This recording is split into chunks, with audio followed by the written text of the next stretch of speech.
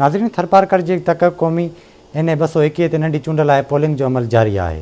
इन हवाले सां वीडियो लिंक ते मौजूद आहे साजिद नूरियो। जी साजिद, NA 221 वारी क़ौमी तख़्त ते जेका अॼु इलेक्शन थी रही आहे, तख़्त जेको पीर नूर मोहम्मद शाह जिलानी जे लाॾाणे बैदि ख़ाली थियो। उन खां पोइ अॼु जेको हिन वक़्तु इलेक्शन थी रही आहे। तालके छाछरे जी पोलिंग स्टेशन जे ॿाहिरियां मौजूदु आहियां। मुंहिंजे पोयां ॾिसी रहिया सिक्योरिटी जा इंतज़ाम इंतहाई सख़्तु कया विया आहिनि।